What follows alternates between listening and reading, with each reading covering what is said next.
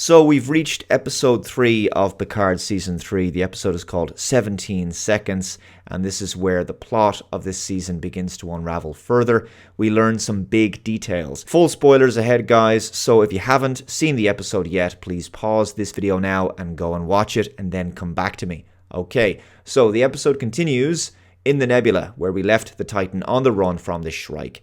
And once again, we get a flashback to several years ago. I believe it's Los Angeles in Guinan's bar once again.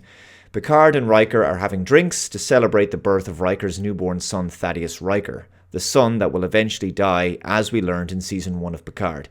Now, the problem with this scene, as you can clearly see, is the distracting de-aging CGI. It doesn't really work on either actor. Now, I acknowledge that oftentimes money and time are the primary reasons that VFX fails to deliver the desired result. I'd say the resources just weren't quite there to do this justice. Patrick Stewart's face just looks too blurred. This scene is set a few short years after Nemesis, and so Riker is now the captain of the USS Titan, the first one. That's why he's wearing a late 24th century comm badge and a variation on the uniform from that era. If you look at Patrick Stewart in Nemesis, you can see that his eyebrows were much darker and thicker, and they didn't do that here. And that's obviously cheap to do. You can do that in makeup. You don't need CGI to do that. Of course, CG is needed to iron out a few wrinkles here and there, but nevertheless, what's done is done. Both actors look a little bit too uncanny valley. To be fair, Jonathan Frakes does look genuinely younger, but he just doesn't look quite right. His face just looks too processed. At any rate, the sentiment of the scene isn't lost, which is the main thing. Back in the present day, the Titan is flying blind without sensors and is having to resort to visual confirmation. Meantime, electrical and biological energy surges from the nebula are happening on an intermittent basis. Todd Stashwick once again excels as Shaw, a character that I'm glad to say is quickly becoming a fan favourite. He has another classic line here. Anyone else want to throw more weird shit at me? Picard and Crusher finally have it out in sickbay about why she kept Jack a secret all these years. Now, usually the idea that a mother has kept a child secret from the father is about as cliched a soap opera trope as you can get. But Crusher's justifications actually make sense, and Picard's defense and fury is also perfectly justified. Both of them make compelling and reasonable arguments in defense of their own positions, because this is a proper argument and it's well written. Crusher talks about their last time trying to make their relationship work. On The Next Generation, it wasn't really clear how many times they tried to make it work romantically. It was always kind of implied that they'd had a history prior to the first episode, Encounter at Farpoint, but we learn here that they actually tried to make it work 5 times. Their 5th and final attempt ended sometime a little after Nemesis, while Picard was still captain. The acting here is actually brilliant, and both Patrick Stewart and Gates McFadden really swing for the fences with their performances. Crusher proceeds to give a long list of examples of why she never told Picard about Jack. There were numerous attempts on Picard's life over the years, given the nature of his work as the captain of the flagship of the Federation and as a diplomat, that it was just too dangerous for Jack to grow up in that environment, and Picard's response is entirely reasonable also. Did she ever consider that if she just told him that he would have changed, maybe slowed down and taken less risks? He could have become a family man and maybe stepped down from his position. She then retorts about how he never wanted children and that he had confided in her that he was worried he would end up like his father, which just comes across as a cheap shot and a really poor excuse, and Picard rightly snaps back how dare she use that against him and condemn him before the fact, using his father to cut him out of the biggest decision of his life. But then she gives him a better reason. She was terrified that Jack, being Picard's son, would put a target on the child's back. She says she lost her parents, her husband, and her son Wesley, as she describes, to the same stars that own you. And she goes on to say, as a mother, your whole being is about protecting your child. I thought I could protect mine. I didn't know if I could protect yours. Now, to be fair, this explanation, whether you agree with it or not, does have a logic to it. You can't argue with that.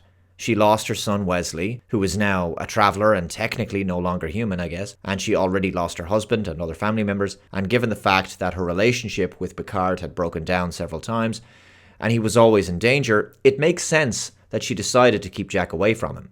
Outside sickbay, Jack and Riker talk. They talk about Picard, and Jack mentions how the bigger the legend, the more disappointing the reality. Riker talks about how we're all faulty, just human.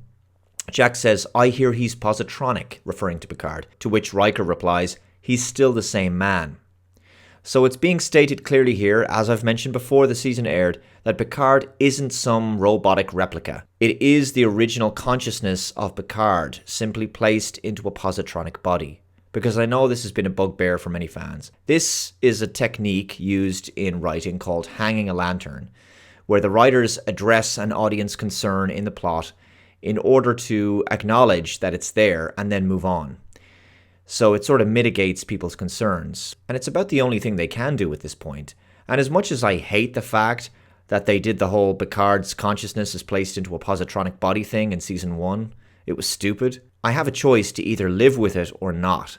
I can either allow it to get in the way of a fine story or not. I choose to live with this as it is and move on. And I think the fans should consider that. It's actually a great little scene, and both Ed Speleers and Jonathan Frakes are very strong here. Frakes actually has a fantastic presence this season, a real gravitas, and I think he does the best acting he's ever done. The character of Riker is also given great stuff to do, without giving anything away, because I've seen the whole season. He just gets better as the season goes on, but especially in the next episode. For those wondering, Jack's English accent is explained. He went to school in London and never shook it. Beverly says maybe it's in his DNA. Jack decided not to seek out Picard when he was old enough. Meantime, the Shrike shows up, and in the ensuing battle, Shaw is seriously injured. But with just enough strength left, he points to Riker, telling him that he got them into this, and he'll get them out. He transfers command of the Titan to Riker, and now things really get very hardcore. The moment we suspected was coming since episode 1 has finally arrived. Riker and Picard are now large and in charge of the Titan, and Frakes is just awesome as Riker. Finally, the Captain Riker we always wanted to see. There's some lovely interplay and exchanges between the two characters, with Picard playfully saying it's time Riker called him number 1. They really play very well together. Raffi is finally introduced to Worf, and I think he has an epic opening line. "I am Worf, son of Moog, house of Martok, son of Sergei, house of Rashenko, bane of the Duras family, slayer of Gowron. I have made some chamomile tea, do you take sugar?" Delivered in Worf's deadpan style. From here on out, Raffi becomes pretty likeable actually. She has excellent chemistry with Worf, as his no-nonsense and direct style really dovetails with her personality. They plan on tracking down another underworld contact who is central to the conspiracy. On the Titan, Riker and Picard begin to have disagreements on how to proceed. Picard wants to directly engage the Shrike in battle, while Riker wants to hide. Just as the Titan is about to exit the nebula, the Shrike fires its portal weapon just in front of the ship and sends it back deeper into the nebula. It's like a temporary localized wormhole effect. Vadic eventually transports them back face to face with the Shrike. They're cornered. Picard recommends to Riker to fight, but Riker refuses and continues to give the order to avoid the Shrike. Meantime, Shaw, who's now in sickbay, has put an idea in Jack's head. The Titan is being detected by the Shrike, but how? He deduces with 7 of 9 that there's some kind of leak with the warp coils, and a saboteur on board must have caused the leak. Jack is attacked by the saboteur. When Jack hits him, the face of the guy distorts for a moment in a strange manner. An alien of some kind posing as a Starfleet officer? As Raffi and Worf discover with their contact, it's the Changelings. Jack is injured and rushed to sickbay, but he survives, though he experienced some kind of strange vision featuring a voice saying, "Connect the branches, find me." And a mysterious red door. If only I could tell you what's behind it. Anyway, Worf explains that a rogue element of Changelings broke away after the Dominion War. They refused to accept defeat. Worf was informed of this faction by a man of honor inside the Great Link. Without saying his name, we know that this is Odo. Worf believes these Changelings may be planning another attack, The portal tech stolen from Daystrom Station was just a distraction. Something else was stolen from Daystrom Station, and they need to know what it is. Meantime, Picard convinces Riker to attack the Shrike, and it doesn't go well. Vadic uses the portal tech to redirect the photon torpedoes back at the Titan. Pretty clever. And the ship is damaged to the point of being dead in the water. They're now drifting towards the center of the singularity. Riker is furious and looks to Picard. He says he just killed them all and orders him off the bridge. The episode ends. It's a powerful and dramatic episode, a lot of developments, and the plot has really moved forward. Also some fantastic character moments. You now know that the Changelings are involved in some kind of plot against the Federation.